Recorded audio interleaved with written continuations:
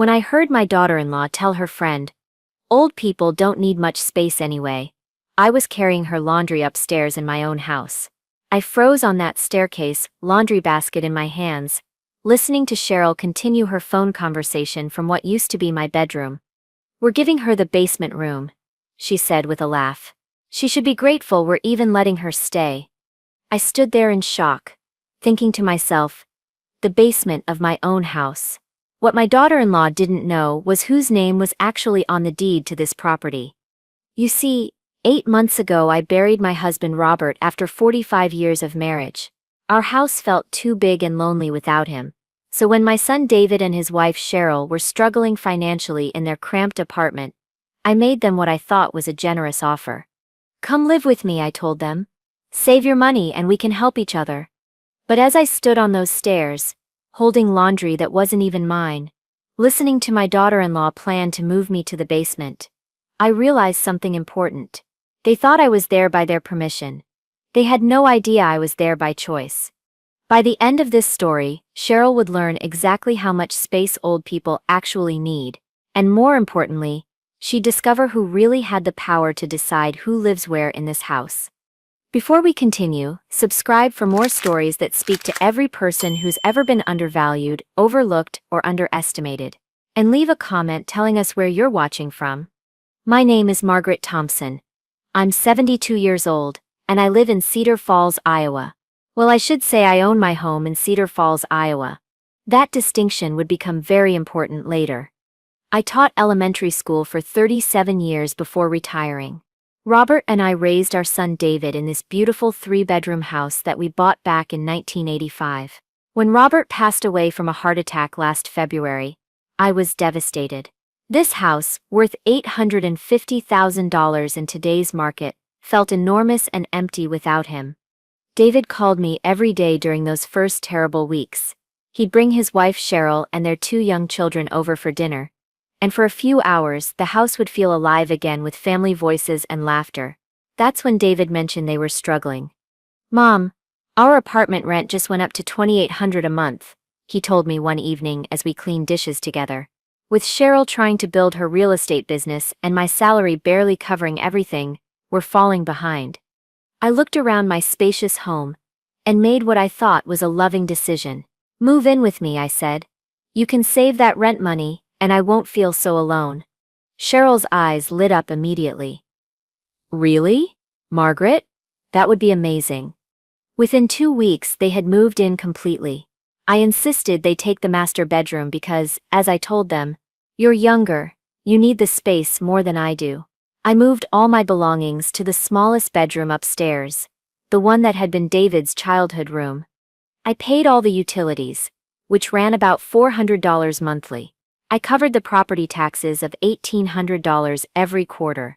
I bought all the groceries, which easily cost $600 a month feeding a family of 6. I did everyone's laundry, all the cleaning, and cooked family dinners every single night. When I calculated it later, I was providing them with housing worth $2,800 monthly, plus utilities, food, and household services. That's over $4,000 in value every month. In the 9 months they lived with me, I had given them over $36,000 worth of free living. But I didn't think of it as giving. I thought of it as sharing. I thought we were helping each other. I thought I was being a good mother and grandmother. My neighbor Eleanor Martinez, who everyone calls Ellie, would often comment on how generous I was being. "Margaret, you're doing so much for them," she'd say when she'd see me carrying groceries up the front steps or hanging everyone's laundry on the line. "They're family, Ellie," I'd always reply. "Family takes care of each other." What I didn't realize was that while I saw myself as the generous matriarch sharing her home, they had begun to see themselves as the new homeowners graciously allowing the elderly mother to stay. At first, everything seemed wonderful. The house was filled with voices and laughter again. I loved cooking big family dinners and watching my grandchildren play in the backyard, that Robert and I had lovingly maintained for decades. But within just 2 weeks, things began to change. I came home from grocery shopping one afternoon to find Cheryl completely redecorating my living room. My family photos had been taken down and replaced with modern art pieces. My husband's favorite armchair, where I used to sit and read every evening, had been moved to the garage. "We need this space to look professional for my real estate clients," Cheryl explained, not even looking up from arranging new throw pillows on my sofa. "I can't have them seeing old-fashioned furniture when they come for consultations." Old-fashioned furniture. In my own living room. I bit my tongue and said nothing. After all, I told myself, if it helped Cheryl's business, wasn't that good for the whole family? 3 months later, Cheryl made an announcement that shocked me to my core. "Margaret, I need your bedroom for my home office," she said over breakfast, as casually as if she were asking me to pass the salt. "I'm making good money now, and I need professional space for video calls with clients." I nearly choked on my coffee. "My bedroom? You can take the guest room," she continued, buttering her toast. "It's actually perfect for you. Smaller spaces are better for elderly people anyway." David said absolutely nothing. He just kept reading his newspaper as if his wife hadn't just asked his mother to give up her bedroom in her own house. "But that's where Robert and I slept. For over 30 years, I said quietly. "All our memories are in that room." Cheryl sighed like I was being unreasonable. "Margaret, you need to think about what's best for the family. My career is taking off. We need to be practical here." Practical. As if my comfort and memories in my own home weren't practical considerations. That afternoon, I found myself packing up my personal belongings and moving them down the hall to the guest room. It was less than half the size of my bedroom, with no space for my dresser or my reading chair. I had to put most of my clothes in boxes because the tiny closet couldn't hold everything. But the space reduction didn't stop there. "We really need to minimize the clutter," Cheryl told me a few weeks later, looking around my new smaller room with obvious disapproval. "When clients come over, they can see this room from the hallway." My sewing supplies, which I'd kept organized in my bedroom for decades, were relocated to the basement. My books were boxed up and stored in the garage. Cheryl said they made the house look too lived in. Too lived in. In the house I'd been living in for nearly 40 years. The comments about my age and space needs became more frequent. "Elderly people sleep less anyway," Cheryl mentioned when I expressed concern about the smaller room. "You don't really need all that space. At your age, you probably don't need such a big closet," she said another time. "The basement would actually be cooler for you in the summer," she suggested. "Better for older people." Each comment felt like a small slap, reducing me to nothing more than my age. As if being 72 meant I deserved less comfort, less space, less consideration in my own home. David continued to say nothing during these conversations. When I tried to talk to him privately about how uncomfortable I was becoming, he would just say, "Mom, Cheryl's business is really important right now. Can't you just be flexible?" Flexible. I was being asked to be flexible about losing my bedroom, my space, my comfort, and my dignity in the house I owned. I started eating breakfast before the family woke up to avoid morning conversations about my space requirements. I spent more time in my backyard garden, the one place that still felt like mine. When I was inside, I tried to stay out of Cheryl's way, tiptoeing through my own house like an unwelcome guest. My neighbor Ellie noticed the changes immediately. "Margaret, where's your reading chair?" she asked one day when she came over for coffee. "Oh, Cheryl needed more space in the living room for her business," I explained, trying to sound positive about it. Ellie frowned. "But where do you sit to read your books?" I realized I hadn't been reading at all since the chair went to the garage. "I guess I've been too busy to read lately." My neighbor Ellie noticed the changes immediately. "Margaret, where's your reading chair?" she asked one day when she came over for coffee. "Oh, Cheryl needed more space in the living room for her business," I explained, trying to sound positive about it. Ellie frowned. "But where do you sit to read your books?" I realized I hadn't been reading at all since the chair went to the garage. "I guess I've been too busy to read lately." The truth was, I had nowhere comfortable to sit anymore. The living room was Cheryl's client meeting space. My former bedroom was her office. The guest room barely fit a bed. I found myself spending most of my time either in the kitchen cooking for everyone or outside in the garden. The financial burden was becoming heavier too, though I tried not to think about it. Feeding 6 people instead of just myself meant my grocery bills had tripled. The utilities were higher with everyone home using electricity, water, and heat. I was spending nearly $600 monthly just on groceries, and that didn't include the household supplies, toiletries, and cleaning products for a family of 6. When David's car needed $800 in repairs, he came to me. "Mom, could you help us out? We're still getting on our feet financially." Of course I said yes. I always said yes. When Cheryl needed professional clothes for her real estate meetings, she mentioned how expensive they were. "The good blazers are $300 each, but I need to look successful to attract clients." I offered to help with that too. After all, her success would benefit the whole family, wouldn't it? But with each request, each expense, each small accommodation I made, I noticed the gratitude grew thinner. What started as "Mom, you're so generous, we really appreciate this," became, "Well, you don't really need that much money at your age anyway." The most painful part was how they spoke to me in front of the grandchildren. "Grandma doesn't need the big bedroom," I heard Cheryl tell my 7-year-old granddaughter.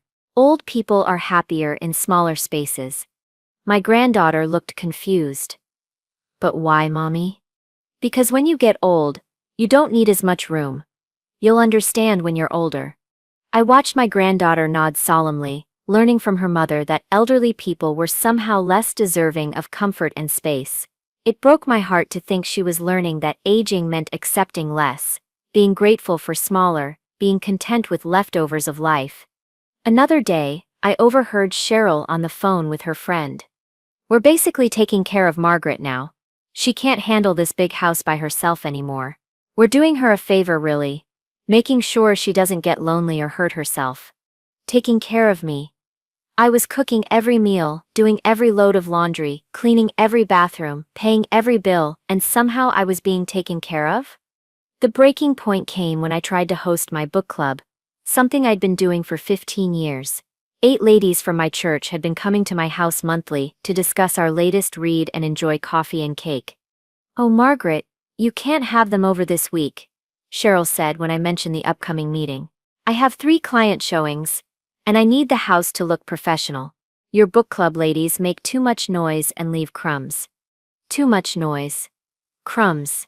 These were women I'd known for decades.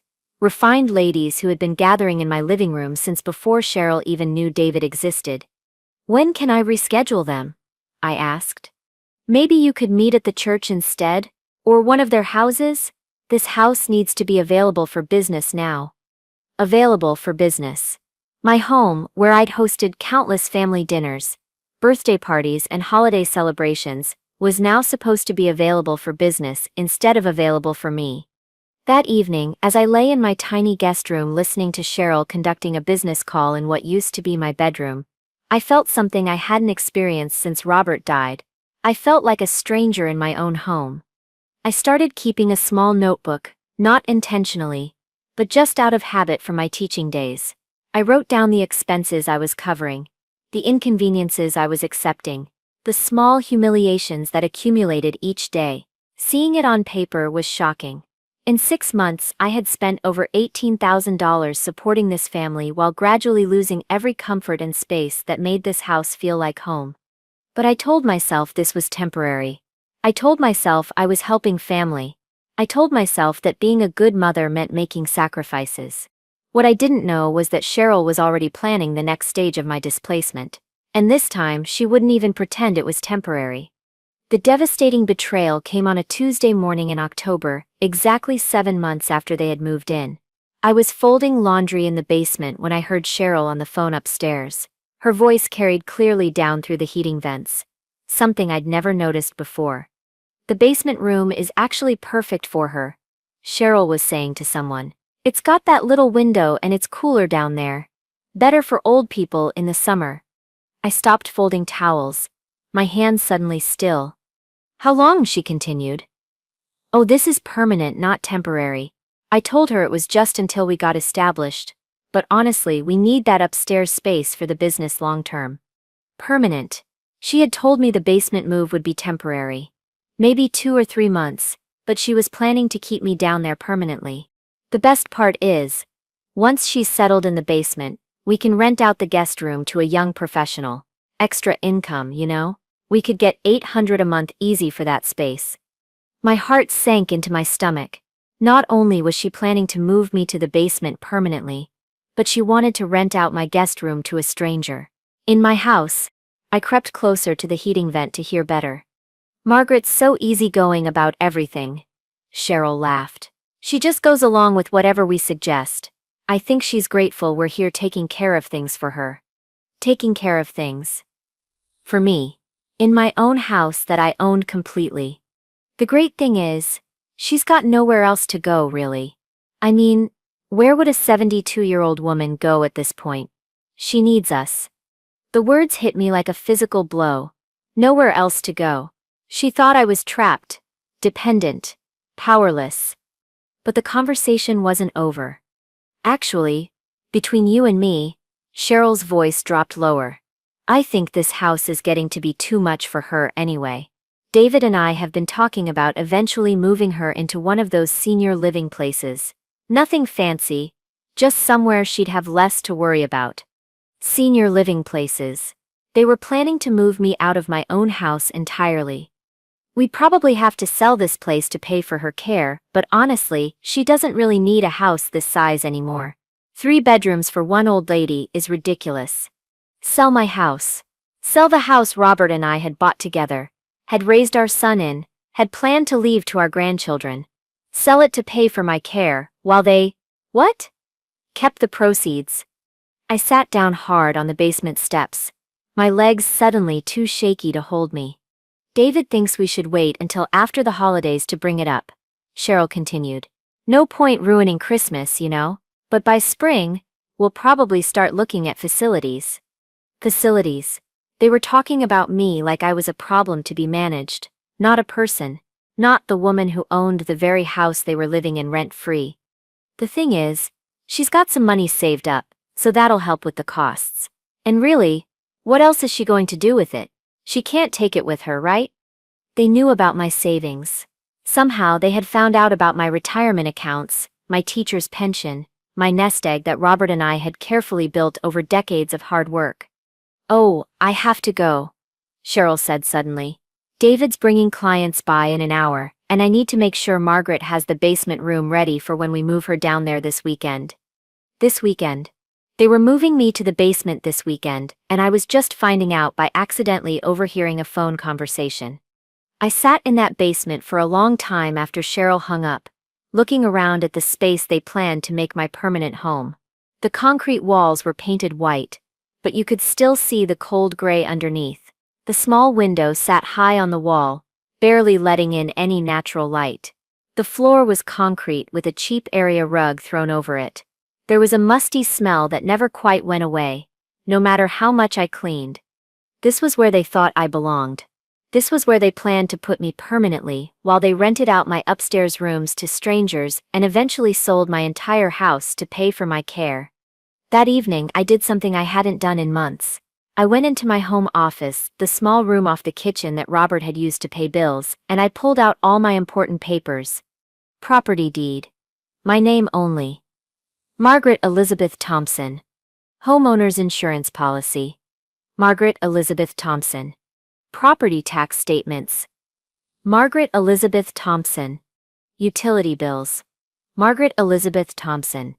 Bank statements showing my checking account, savings accounts, retirement funds, all Margaret Elizabeth Thompson. I spread the papers across the desk and really looked at them for the first time since Robert died. Every single document. Every piece of legal proof of ownership. Every financial account was in my name only. David and Cheryl had zero legal claim to this house, zero ownership rights, zero say in any decisions about my property.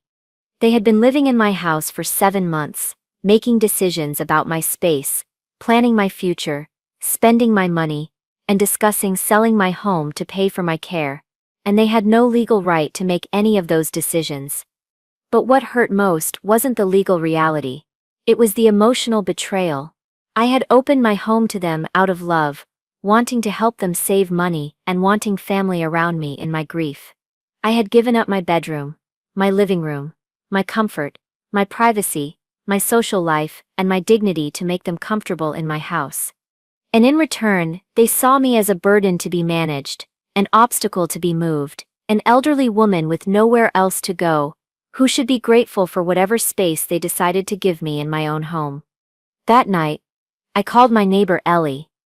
Ellie, I need to ask you something, and I need you to be completely honest with me. Of course, Margaret. What is it? Do you think what's happening to me in my own house is normal? Do you think this is just how families help each other? There was a long pause. Then Ellie said gently, "Oh, honey. No. What they're doing to you isn't helping. It's not normal, and it's not right." For the first time in months, someone had validated what I was feeling. I wasn't being too sensitive. I wasn't being ungrateful. I wasn't failing to appreciate their help.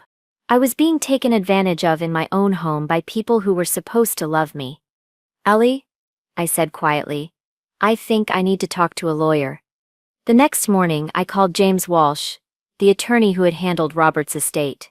I'd known James for over 20 years through our church, and he had always been kind and patient with me during the difficult months after Robert's death. "Margaret, how wonderful to hear from you," he said warmly when his secretary put me through. "How are you doing?" "James, I need to ask you about something legal, and I'm not sure where to start."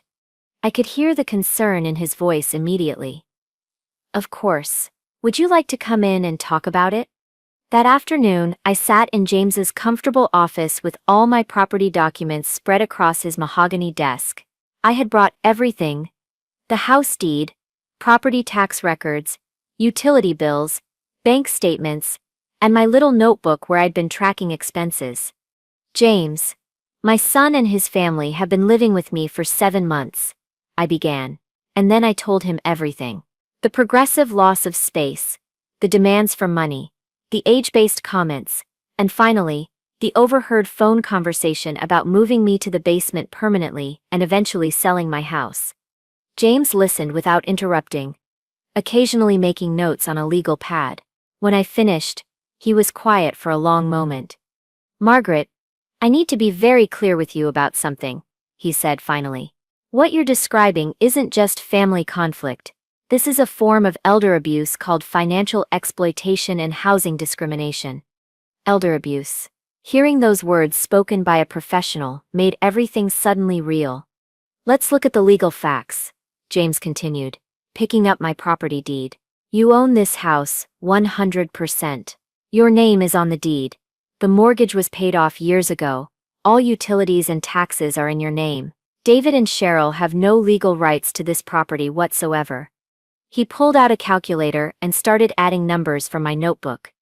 "In 7 months, you've provided them with housing valued at approximately $19,600, plus utilities worth about $2,800, plus groceries and household expenses of roughly $4,200. That's over $26,000 in direct support, not counting the additional cash gifts for car repairs and clothing. $26,000. I had given them $26,000 in 7 months while they planned to move me to my own basement. Margaret, they're tenants in your home, and legally, they're not even that, because there's no lease agreement. They're guests who have overstayed their welcome, and are now attempting to control your living situation in your own property." "But they're family," I said weakly. "Doesn't that change things?" James shook his head firmly.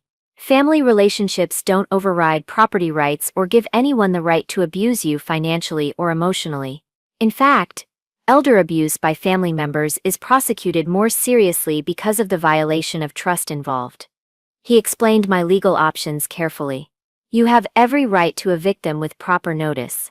In Iowa, you need to give 30 days written notice to any resident who has been living in your home for more than 30 days, even without a lease." Evict my own son? The words felt strange in my mouth. "Margaret, your son is an adult man in his 40s, who has been living rent-free in a house worth $850,000, while planning to move you to the basement, and eventually force you into a care facility. This isn't about punishing him. This is about protecting yourself and your rights.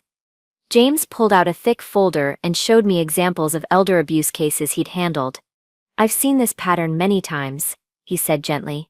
Adult children move in to help an elderly parent, gradually take control of the home, isolate the parent from friends and activities, and eventually gain control of their assets. The parent feels guilty for asserting their rights because it's family. What usually happens? I asked.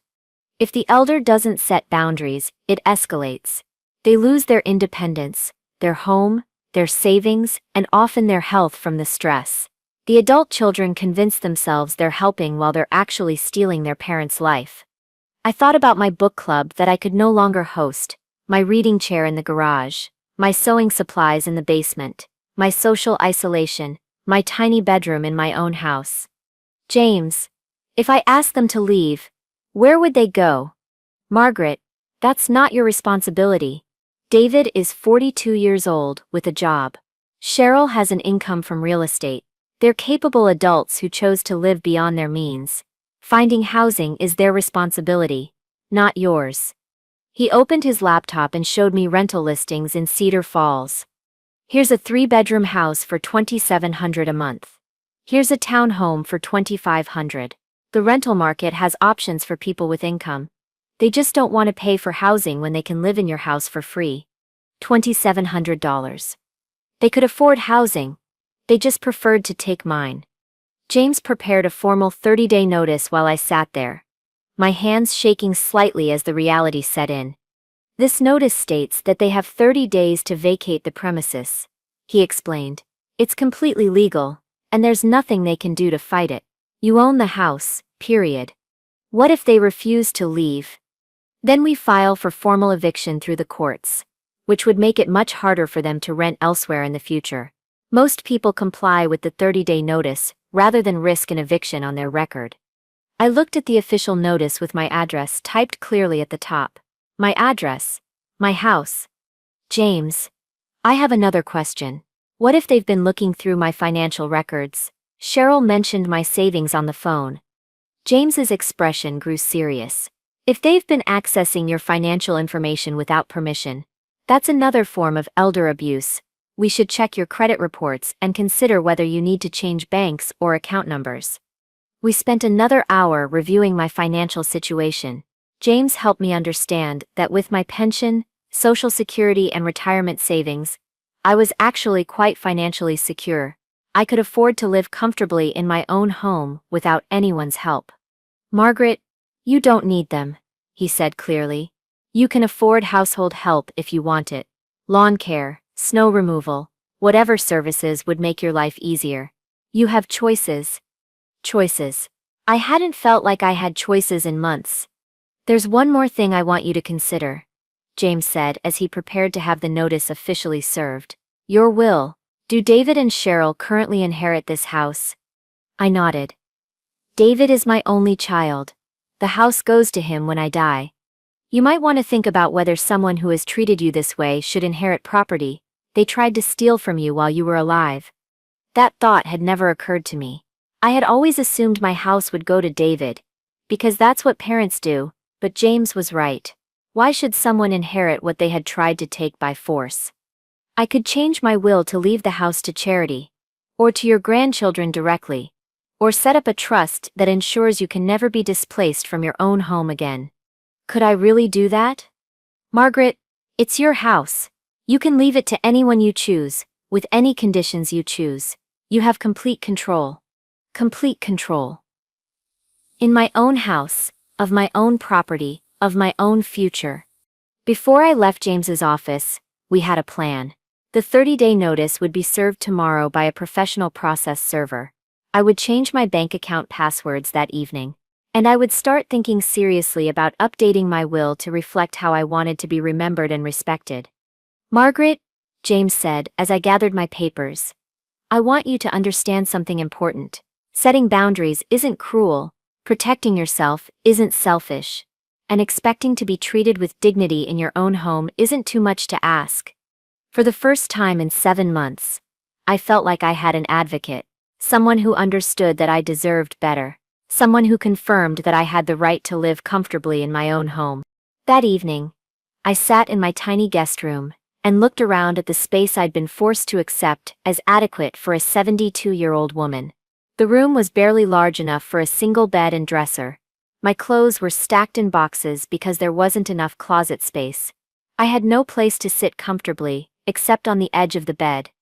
This wasn't adequate. This wasn't what I deserved. And most importantly, this wasn't what I had to accept. Tomorrow, everything would change. But tonight, for the first time since this nightmare began, I felt hopeful. I was taking my house back. I was taking my life back, and I was going to show David and Cheryl exactly how much space this old lady actually needed. The process server arrived at exactly 10 o'clock Thursday morning. I had deliberately gone out early to have coffee with Ellie so I wouldn't have to witness the initial shock. When I returned an hour later, I could hear raised voices through the front door of my own house. I took a deep breath and walked inside. Cheryl was pacing frantically in my living room, waving the legal notice in the air. David sat at my kitchen table looking pale and stunned. Both of them turned to stare at me as I came through the door. "Mom, what is this?" David asked, his voice shaking slightly. I set my purse down calmly and looked at the notice in Cheryl's hand. "That's a 30-day notice to vacate the premises. You have until November 15th to find other housing arrangements." "But Mom, this is our home," David protested. "No, David," I said quietly but firmly. "This is my home. You've been guests here, and now your visit is ending." Cheryl stepped forward, her face flushed with anger. "Margaret, you can't be serious. We've been taking care of you. We've been helping you manage this house." "Taking care of me?" I pulled out my little notebook and opened it to the pages where I'd documented everything. "Let's talk about who's been taking care of whom." I read from my careful records. "In 7 months, I've provided you with free housing worth $19,600. I've paid utilities worth $2,800. I've bought groceries and household supplies worth $4,200. I've given you cash gifts, totaling $3,000. That's over $29,000. I've spent supporting your family." David's mouth fell open. "But Mom, we thought you wanted to help." "I did want to help, David, but helping doesn't mean giving up my bedroom, my living room, my social life, and my dignity in my own house. And it certainly doesn't mean listening to you plan to move me to the basement permanently and eventually sell my house to pay for my care." Cheryl's face went white. "You heard that?" "I heard everything, Cheryl. The basement room being permanent, not temporary. Renting out my guest room to strangers. Planning to put me in a facility and sell my house. Using my savings to pay for my own displacement from my own home." The room fell silent, except for the ticking of my kitchen clock. "Margaret, you don't understand," Cheryl said, her voice taking on a pleading tone. "We were planning for your future. What if something happens to you? What if you fall down these stairs? What if you can't manage alone? What if I want to live in my own house with dignity and respect?" I replied, "What if I want to sit in my own living room, sleep in my own bedroom, and invite my friends over without asking permission?" James had told me they would try to make me feel guilty, and he was right. "But where will we go?" David asked desperately. "We can't afford market rent right now." "David, you're 42 years old with a steady job. Cheryl has an income from real estate. You're both capable adults. You'll figure it out like every other family in America." I walked to my kitchen drawer and pulled out printouts of rental listings that James had helped me find. "Here's a 3-bedroom house for $2,700 a month. Here's a nice townhome for $2,500. There are options available." $2,700. Cheryl gasped. "We can't afford that." "Then you'll need to adjust your lifestyle to match your income," I said, like most people do. The reality was hitting them that free housing in a beautiful house was ending, and they would have to pay for shelter like everyone else. "Mom, please," David said, and I could hear the desperation creeping into his voice. "Can't we work something out? Maybe we could pay you some rent?" "It's too late for that conversation, David. You had 7 months to treat me with respect and consideration. Instead, you plan to move me to the basement and steal my house. We weren't stealing, Cheryl protested. We were planning for your care. Without asking me. Without including me. While lying to me about it being temporary. I looked directly at my son. David, you haven't spoken up for me once in 7 months. Not when she took over my living room. Not when she demanded my bedroom. Not when she insulted my friends. And not when she planned to move me to the basement. You've chosen her comfort over your mother's dignity repeatedly. David looked stricken. But I continued. This notice gives you 30 days. I suggest you use that time to find housing and pack your belongings. What if we refuse to leave? Cheryl asked defiantly. I had been prepared for this question. Then my attorney will file for formal eviction through the courts. An eviction on your record will make it much harder to rent anywhere else in the future. Most landlords won't accept tenants with recent evictions. The fight seemed to go out of both of them, as the legal reality sank in. Over the next 3 weeks, I watched them scramble to find housing they could afford. The first week was denial. Cheryl called me manipulative and ungrateful. David begged me to reconsider and suggested family counseling. The second week was bargaining. They offered to pay me $800 monthly rent if I'd let them stay. They promised to respect my space more. Cheryl even offered to move her office out of my bedroom. But I held firm. The decision is final. The third week was panic. I could hear them on the phone at all hours calling rental agencies, trying to negotiate deposits they couldn't afford, arguing about downsizing their possessions. Do you know how much a security deposit costs? I heard Cheryl crying to her mother on the phone. First month, last month, and security deposit, that's over $8,000 we don't have. $8,000 they didn't have because they'd been living rent-free instead of saving money. The very thing I'd offered to help them do, they'd frittered away on unnecessary expenses because they assumed my house would always be available. I began reclaiming my space immediately. The day after the notice was served, I went to the garage and brought my reading chair back inside. I rearranged my living room to suit my preferences, putting my family photos back on the walls. I called my book club ladies and invited them for our November meeting. Ladies, we're back to meeting at my house, I told them. I've missed having you here. I moved back into my master bedroom, the room I'd shared with Robert for over 30 years.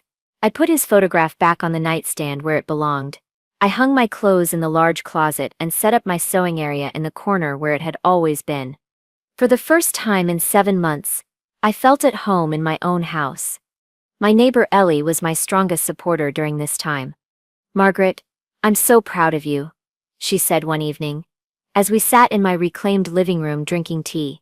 It took courage to stand up for yourself like this. I should have done it months ago, I replied. You did it when you were ready. That's what matters. The financial impact on David and Cheryl became obvious quickly.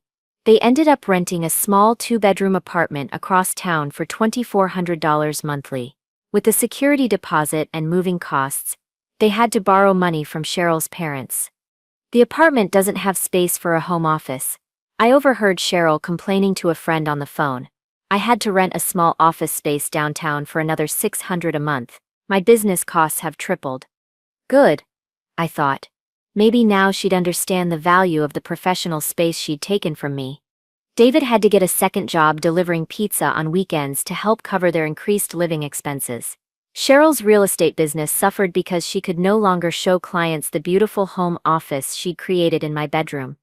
3 weeks later, on moving day, I stood in my driveway and watched them load their belongings into a rental truck. David looked exhausted and defeated. Cheryl avoided making eye contact with me entirely. As they were finishing, David approached me one last time. Mom, I know you're angry with us, and maybe you have a right to be, but we're still family. Can't we find a way to work through this?